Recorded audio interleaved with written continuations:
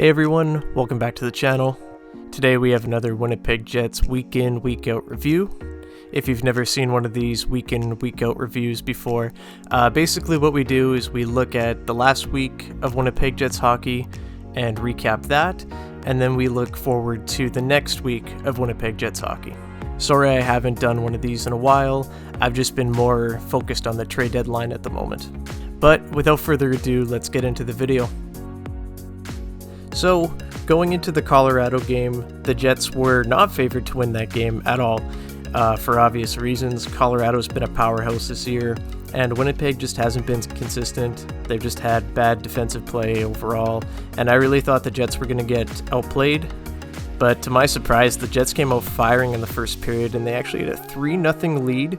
Adam Lowry had a shorthanded goal right at the end of the first period to make it 3-0, and I felt pretty good about it. However, as the game went on, about 5 minutes into the second period, Mark Scheifele tripped up Nathan MacKinnon. They scored on the power play, and it just kept spiraling from there. Quickly, the lead evaporated, and by the end of the game, it was 6-3 Colorado. They totally manhandled the Jets for the last 40 minutes of the game, and it just wasn't particularly close. Outside of that first period, really nothing to write home about that was good for the Jets. So quickly scrapped that one and moved on to the Arizona Coyotes game, where the Arizona Coyotes were almost dead last in the league, only followed by Montreal, who the Jets would play in their next game. But it was a back and forth affair. Jets score, Arizona scores, and Arizona was actually up 3-2 going into the third period. But the Jets were able to prevail, get two quick ones in the third period, and score on the empty net. It was a 5-3 final, and the Jets walked away with a much-needed win. So after that game, they went on to go play Montreal. It was their first game back home from the road trip, and early on, they looked incredible. They were up 4-0, I believe, about 10 minutes in, but then from that point on, Montreal caught fire, and all of a sudden, it was 4-3 by the end of the period. After the Jets had scored the fourth goal, they didn't have a shot on goal for the rest of the period. So the Jets were looking to fix that in the second period, but it was Josh Anderson who scored his third of the game already, scored a hat trick to tie and it was 4-4. Shortly after that, Rem Pitlick came in on a breakaway and was hit in the hands, so it was a penalty shot, and he ended up missing the net actually, and that really turned around the game for the Jets. Later in the second, Andrew Copp scored, and just like that, the Jets were back in front. After that, they scored two quick ones in the third period, and they went on to win 8-4. This game was messy. This game was filled with penalties, and of course, this was the first game that Mark Scheifele would play since the hit on Jake Evans in the playoffs. And for 58 minutes of the game, no one really did anything to Scheifele.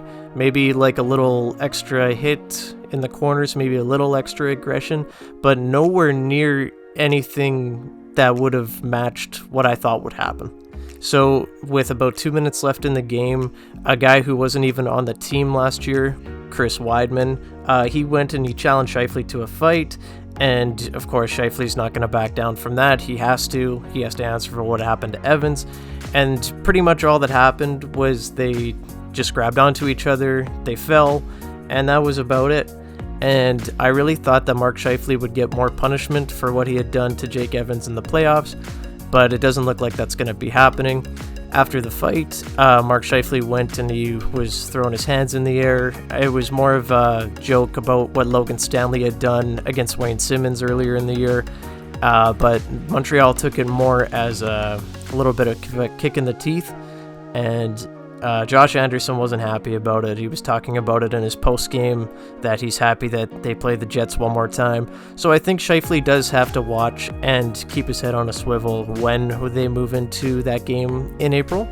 But besides that, nothing really happened to Scheifele. All-around messy game, but the Jets came out on top and got a big 2 points. So this game against Dallas was huge. They'd been coming off two big wins against two not-so-great teams, but they needed a big win against Dallas. They're chasing them in the standings, and this would really help their playoff chances if they're trying to make a push. I forgot to mention this was Nikolai Ehlers' first game back since January 18th, since he got that knee-on-knee hit from Orlov. He looked incredible in this game and just really set the tone. He was all over the place. He almost scored a few times, and he played a really good game. He looked like he hadn't lost a step, and he was an instant fit. He played on a line with Lowry and Copp just to ease him back into the lineup. But funny enough, that line actually looked really good and was one of our better lines that night. But despite all that, this game went to overtime, tied at 3. Paul Stastny had 2 goals in this one, but Dallas tied it up with about 4 minutes and 32 seconds left in the game. And Jason Robertson, in overtime, scored a hat trick right at the end of his shift. He looked exhausted, but he outpaced Blake Wheeler in overtime. I've said it many times, I don't think Blake Wheeler should be out there in overtime. He's not fast enough for it anymore. Nick Ehlers he only got 1 shift in the overtime. Blake Wheeler got 2 or 3. I didn't really understand that. You should be playing your faster guys in overtime. And Blake got beat, and the Jets lost.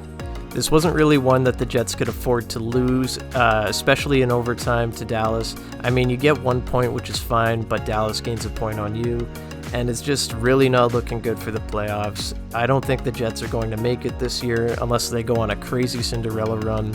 I think on moneypuck.com it's something like a 6.3% chance that the Jets make it into the playoffs. It might be even worse now. It probably is. I know it was at 4% earlier in the week. But yeah, so it's not looking good for the playoff push. But overall, in the week, the Jets got 5 out of a possible 8 points out of those games. You would have liked to have at least 6, maybe 7 in there. But in reality, the Jets could have had all 8, but they didn't play a complete game. So now we're going to look at the top performers from the last 4 games. Pierre-Luc Dubois, playing some of the best hockey he's ever played in his career right now. He only did have the 1 goal against Montreal, but he had back-to-back 2 assist games. He was driving play. He was really setting up Connor and Svechnikov for success. That line looked incredible this week, and he was a big part of it. Kyle Connor, he had 4 goals and 3 assists this week. For 7 points, he's looked great. I mean, Dubois is driving that line. He's doing everything. He's scoring goals. He's got 34 on the year now. And we move on to Evgeny Svechnikov, who's bumped back up on that line now with Cole Perfetti out, and he looks incredible. Every time that Svechnikov gets a chance with that line, he always produces, and it's not like he's just a passenger being carried by those guys. He is all over the ice. He's in there, he's digging for pucks, he's setting up Connor, he's setting up Dubois, he's all over the place, and he's awesome. He's such a good fit on that line, and the Jets have really struck gold with him. They need to keep him in the top 6. He's a legitimate top 6 player. And when Perfetti comes back, I think you try to look at pairing him with Scheifele and maybe Nick Ehlers. I think that would be an excellent line for Cole Perfetti to play on. But I don't think there's any reason to get Svechnikov off that line with Dubois and Connor. They work so well together. And just think of the depth that would make for your team. When you have Wheeler, Stastny, and like Lowry as your third line, like that's pretty good. And I think the Jets would have some success there. I don't think that Blake Wheeler needs to play top 6 minutes at 35 years old. But we'll see what happens when Perfetti comes back.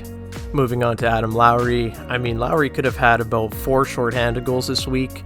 He had the one against Colorado, but I mean, he had a breakaway again in Dallas shorthanded. I believe he had another one against Montreal. But yeah, no, Adam Lowry's playing some great hockey right now. He hasn't been scoring as well as he has in the past. I mean, going way back to the Jets Western Conference run there, I believe he had 14 or 15 goals that year. So that was a one-off for him. But I mean, hey, he's scoring now. He's playing some of the best hockey he's played in a long time, and he's looked really good.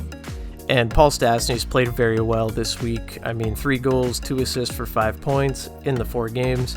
I mean, he had 2 goals against Dallas, and he's just been really consistent. He's looked great, and there's been lots of scouts in the arenas lately, so I'm sure there's a lot of teams knocking on the Jets' door for Paul Stastny come the trade deadline. Yeah, so that was the last week of Jets hockey. Looking into the next week, they've got the New York Rangers, the Tampa Bay Lightning, the New Jersey Devils, and the New York Islanders. It's going to be a tough week for the Jets, but they have to pretty much win all of these games if they want a shot at making the playoffs. Shesterkin has been incredible for the Rangers. He's been all over the place. I don't think there's going to be a way that he doesn't win the Vezina this year. He's playing out of his mind. And we all know how good Tampa is. The Devils, they're a team that can be really good one night and really not great the next night. And the Islanders, I mean, I don't know. I think the Jets can beat them, but every game is a must-win at this point. There's no excuse for losing at this point in the year. You have to win every game, especially at the point where the Jets are right now, way out of the playoffs, and they have to claw their way back. So this 4-game stretch here is going to be the biggest of the season for the Jets, and it's really going to determine what they're going to do on the trade deadline day. So that's been another episode of the Winnipeg Jets week in, week out review. I'm going to try to be more consistent on these. I'm definitely going to be following up on this week for sure, but there will be lots of trade deadline stuff coming as well. Appreciate all the support on the channel as of late, all the views, all the likes, all the new subscribers. Welcome if you're new. But yeah, thanks for everyone checking out the video today. If you haven't already, like, subscribe, and I'll see you in the next one. Have a great day, everyone.